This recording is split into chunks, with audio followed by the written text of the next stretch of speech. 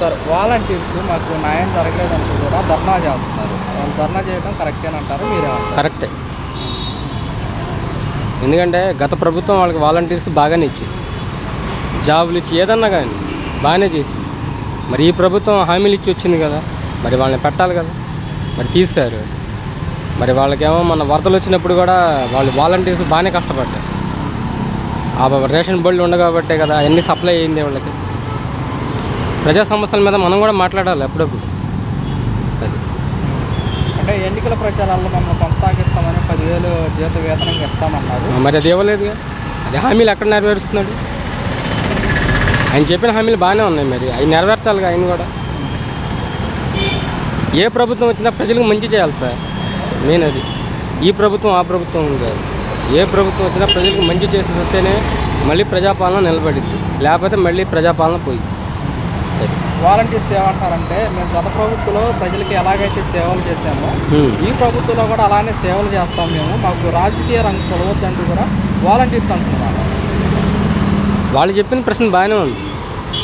వాళ్ళు గత ప్రభుత్వం హామీ వాళ్ళు చెప్పినన్ని చేశారు, మరి ఈ ప్రభుత్వం కూడా చేస్తే చేస్తారు. మరి మీరు చేయట్లేదుగా. మరి వాళ్ళు చేయనప్పుడు ఏం చేస్తారు?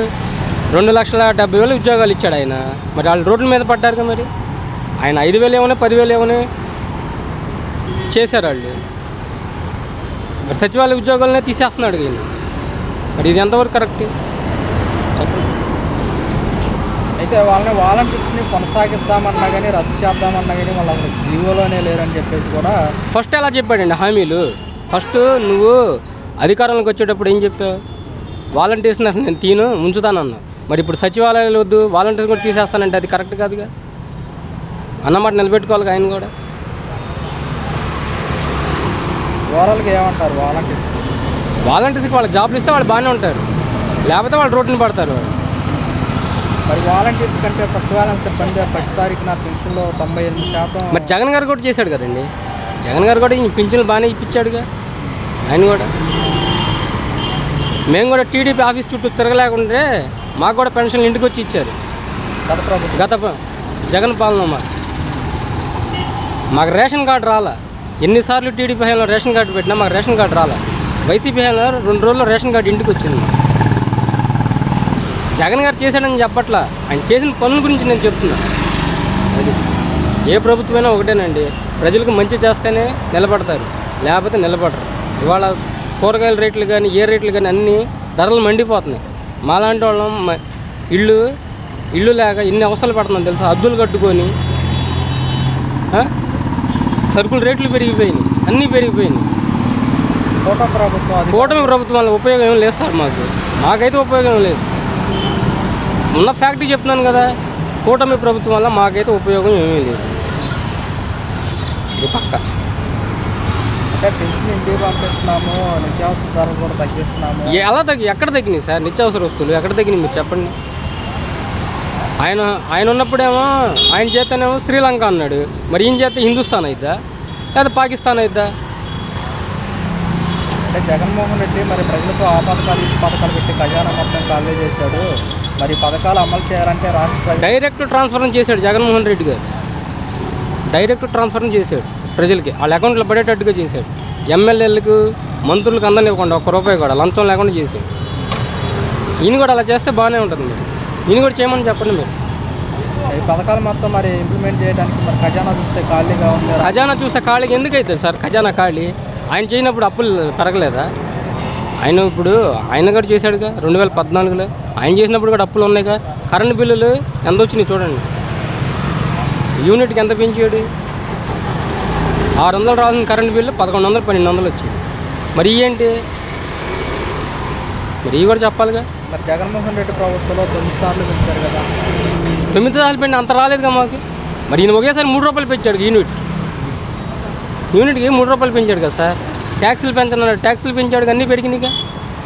ఏదొచ్చినా ప్రజలకు మంచి చేస్తేనే సార్. ఎవరైనా ప్రజలకు మంచి చేయకపోతే ఏది నిలబడదు. ఇప్పుడు జగన్మోహన్ రెడ్డి సంక్రాంతి తర్వాత ప్రజల్లోకి వెళ్తాడు, పోరాడతాం ఆయన. మరి ఇప్పుడు ఇదే మరి ఇలా జగన్మోహన్ రెడ్డి ప్రజల్లోకి వెళ్ళడం వల్ల మరి వైసీపీ పార్టీ పుంజుకునే అవకాశం ఉంటుందంటారా? 90% పుంజుకుంటుంది సార్. 90% పుంజుకుంటుంది ఈసారి. ఇదే జగన్మోహన్ రెడ్డి కనుక అసెంబ్లీలో ప్రతిపక్ష హోదా ఇస్తే కనుక అక్కడి నుంచి పోరాడేవారు అంటారా, ఇలా రోడ్డు మీదకి రాకుండా? ఇవ్వలేదుగా మరి ప్రతిపక్ష హోదా అయింది. అంటే ప్రతిపక్ష హోదా ఇవ్వాలంటే మినిమం 18 సీట్లు ఉండాలని చెప్పేసి కూడా అంటున్నారు. ఆయన వెళ్ళలేదుగా మరి అసెంబ్లీకి. ఈయన వెళ్ళలేదు కదండి అసలు. అంటే మేము వెళ్తే మాకు మైకు ఎవరో మాకు ప్రతిపక్ష అది కన్ఫామే. అది వాళ్ళు మైక్ ఎవరు ఏమేవారు. గత ప్రభుత్వంలో కూడా చూసాం కదా, మైక్ కట్ చేసేవాళ్ళు కదా మాట్లాడదు. సేమ్ అదే రిపీట్ అవుతుందని చెప్పి ఆయన వెళ్ళలేదనుకోండి. ఎలా ఉండబోతుందంటారు ఓవరాల్గా? మళ్ళీ వైసీపీ పార్టీ మళ్ళీ అధికారంలోకి వస్తే మాకు 40% ఓటు బ్యాంక్ ఉందని చెప్పేసి. 40% ఓటు బ్యాంకు పక్కాగా ఉంది ఆయనకి. అధికారంలో రావచ్చు, చెప్పలేం. మేము చేసిన గత వైసీపీ ప్రభుత్వంలో మేము చేసిన పథకాలు ప్రజలు ఇంకా గుర్తుపెట్టుకున్నారు కాబట్టే కదా సార్ 40% ఓటు పర్సెంట్ ఉంది. మరి కొంతమంది 40% ఓటు పర్సెంట్ ఉన్నా కానీ మరి 11 సీట్లకే పరిమితం అయిపోయింది. అది అంతా ఇంకా దేవుడు నిర్ణయించాలి. అది కాదండి, మీరే చెప్తున్నారు పథకాలు ఇంటికి పంపించారు, ప్రతి పథకం ఇంటికి పంపించాడండి. ప్రతి వాళ్ళని బాగానే చూశాడు. ఎక్కడో ఏదో మిస్టేక్ జరిగింది. అది అందరికీ తెలుసు. మీడియా బయట పెట్టలేదా? ఎన్ని మీడియాలు బయట పెట్టినాయి? ఇంతకన్నా ఏం చెప్పలేము సార్. ప్రభుత్వం పరిపాలిస్తే ఉండేది సార్. ఇష్టం వచ్చినట్టు ఇచ్చిన హామీలు నెరవేర్చకపోతే ప్రభుత్వం ఉండదు. ప్రజలు ఒక నాయకుడిని ఎన్నుకోవాలన్నా ప్రజలే కదా సార్. దించాలన్నా ప్రజలే, దింపాలన్నా ప్రజలే.